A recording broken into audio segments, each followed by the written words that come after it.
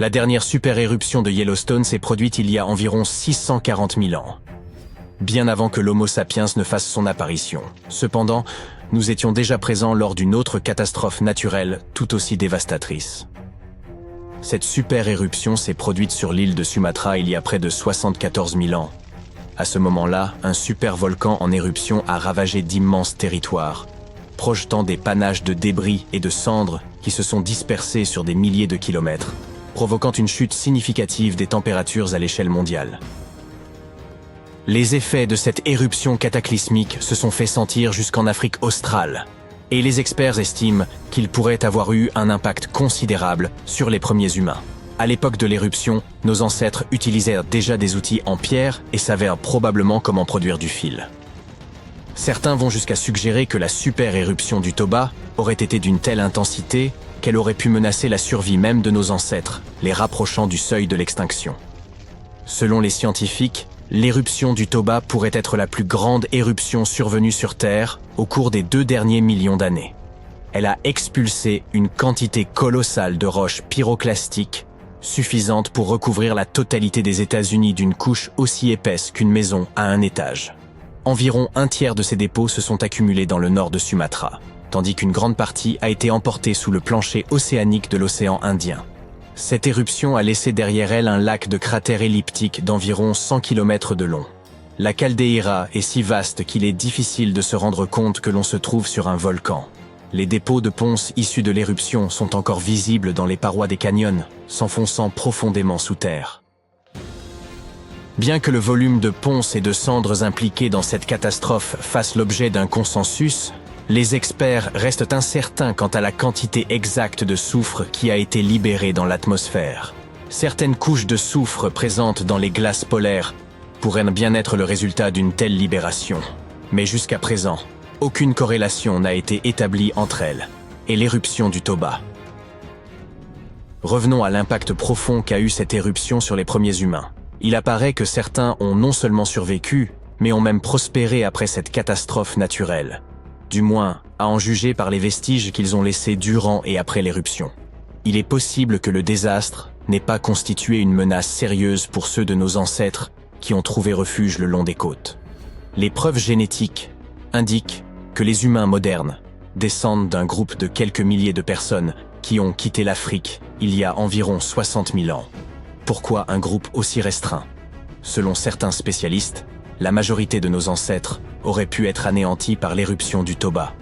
En effet, le supervolcan a projeté 4200 km3 de poussière et de roches en un instant, laissant une cicatrice terrestre large de plusieurs dizaines de kilomètres.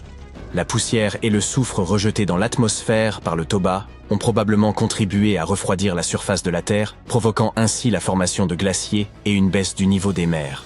Étant donné l'importance potentielle du rôle de Toba dans l'évolution humaine, les chercheurs ont intensifié leurs efforts pour comprendre précisément comment les premiers humains ont réagi à cette catastrophe. En 2011, plusieurs chercheurs ont découvert un échantillon de sol mystérieux à Pinnacle Point, en Afrique du Sud, un site archéologique surplombant l'océan Indien. Cet échantillon contenait des traces de cendres volcaniques.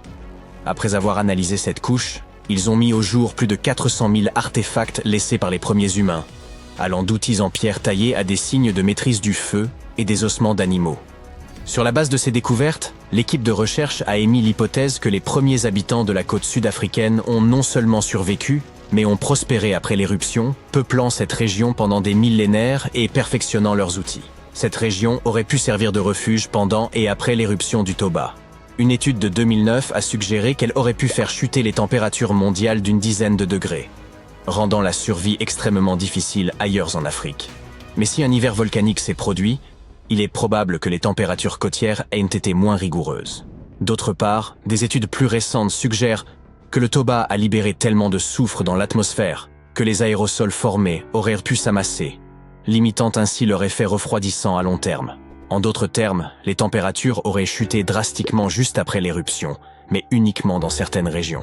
Après environ 3 ans, ces effets se seraient estompés et ne constitueraient plus une menace pour l'homme.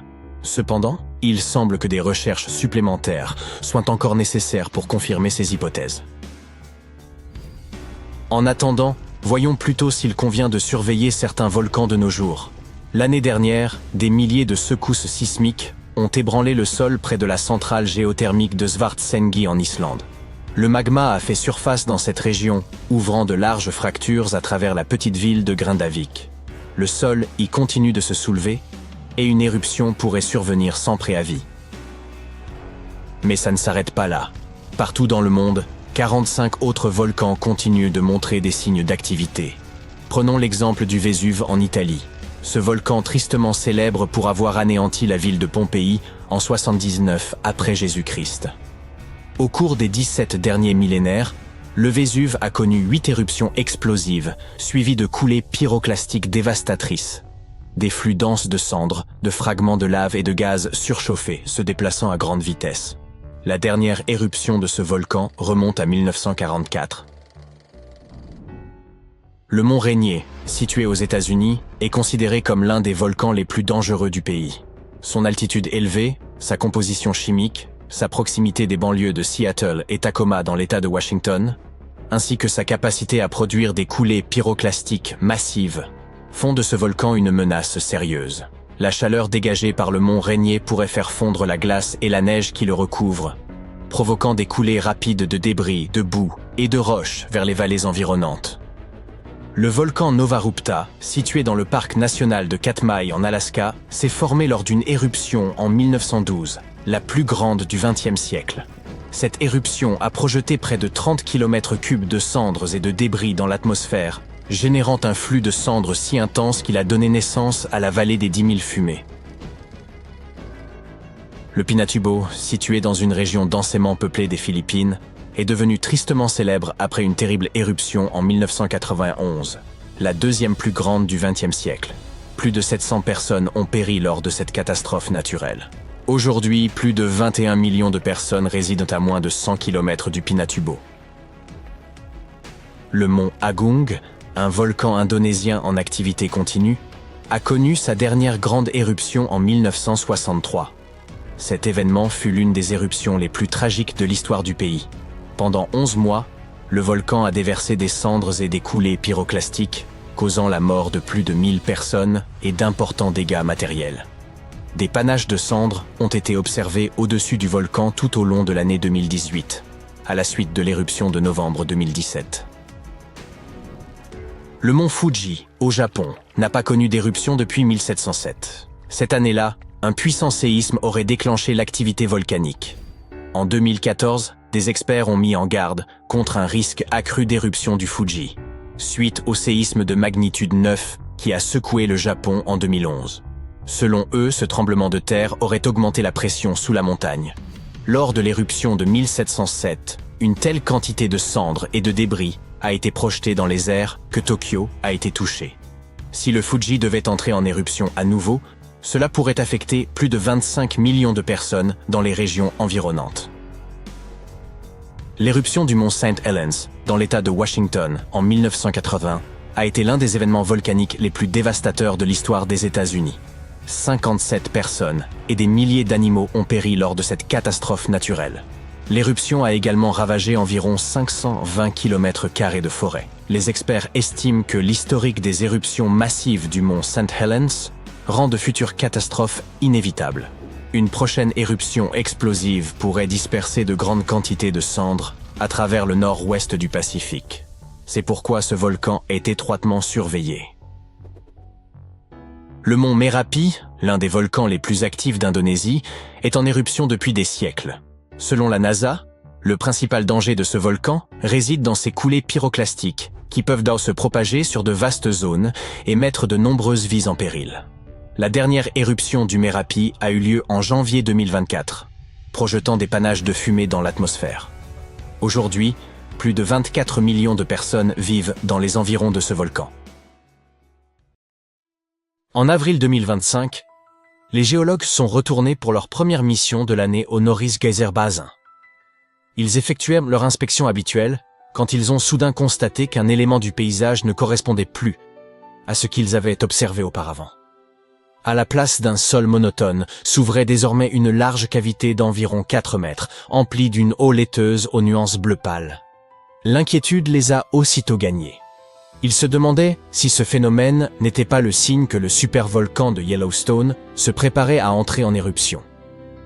Un tel événement représenterait une véritable catastrophe, capable de raser des villes entières, et selon l'Institut d'études géologiques des États-Unis, les effets de cette éruption se feraient sentir dans le monde entier.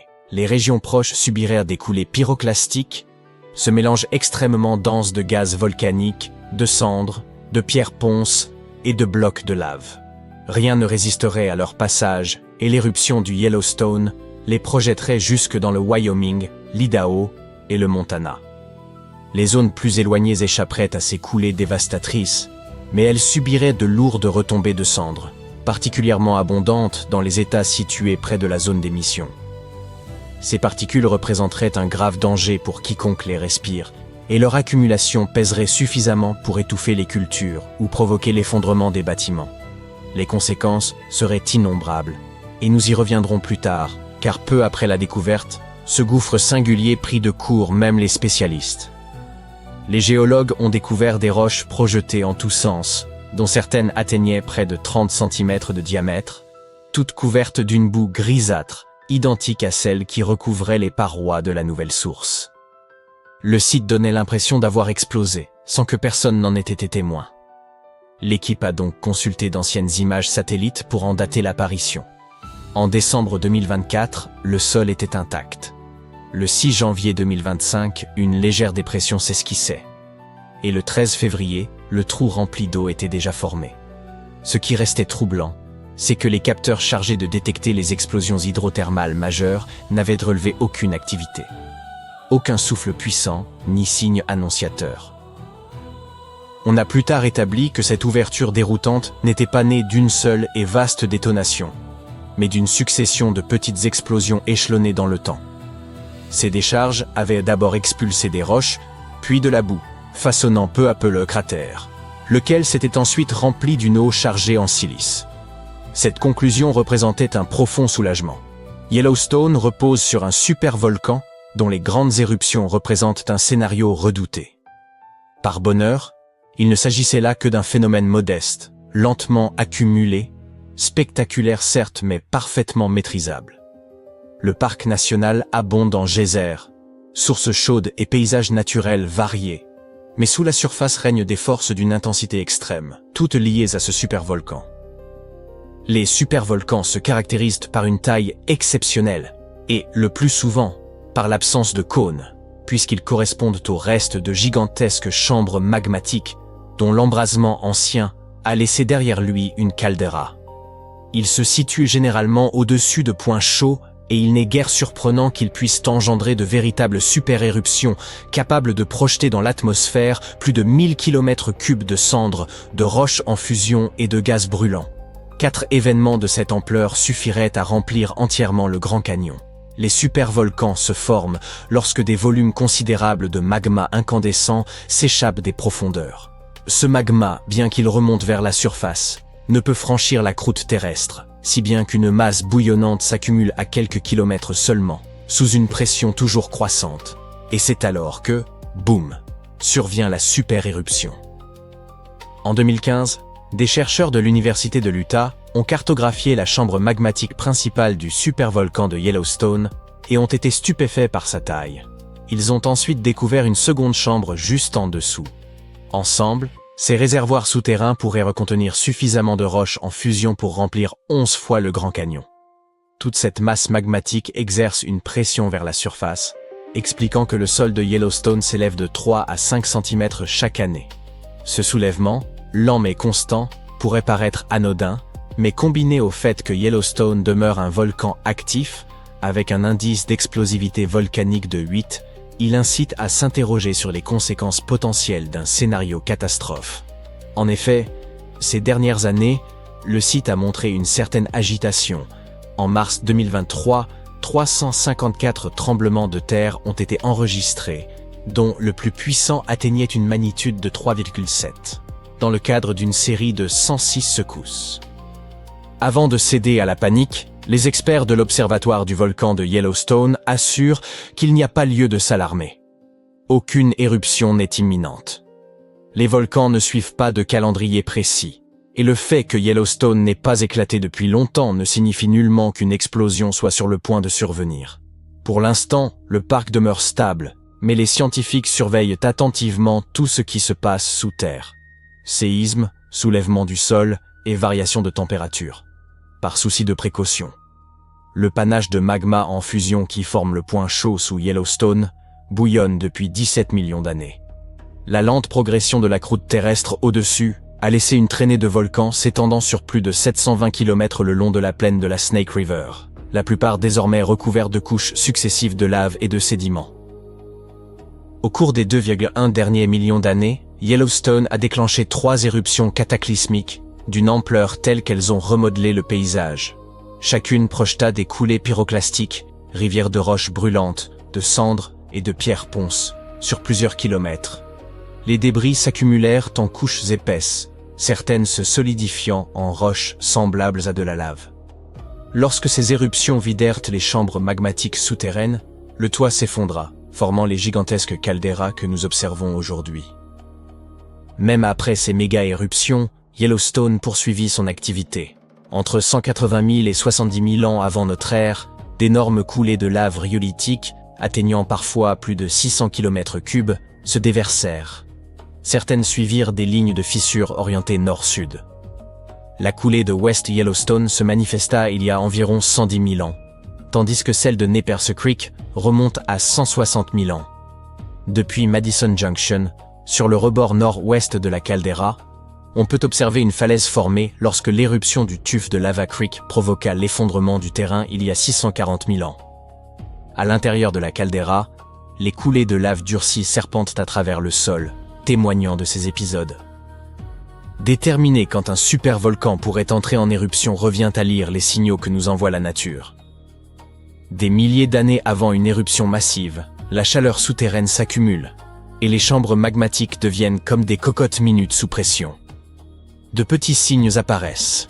Des bulles de gaz s'échappent, des tremblements de terre secouent le sol, le terrain s'élève lentement, des fissures se forment, et les sources thermales ainsi que les geysers deviennent plus actifs.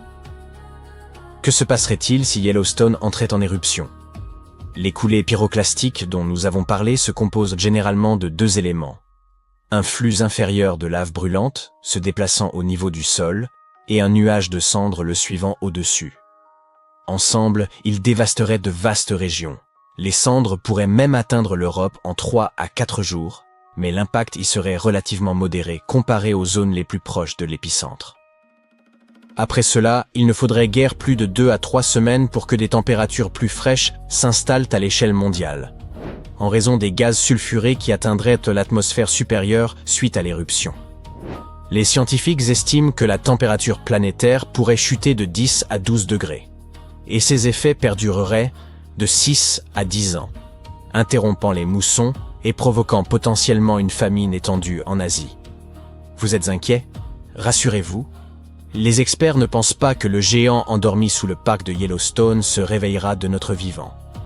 Selon eux, la prochaine éruption surviendrait probablement dans plusieurs centaines de milliers d'années, et même alors, elle pourrait être relativement modérée, car le magma de Yellowstone est en réalité réparti entre 4 chambres distinctes. De surcroît, certains réservoirs de magma risquent de refroidir et de se solidifier, réduisant ainsi les probabilités d'éruption.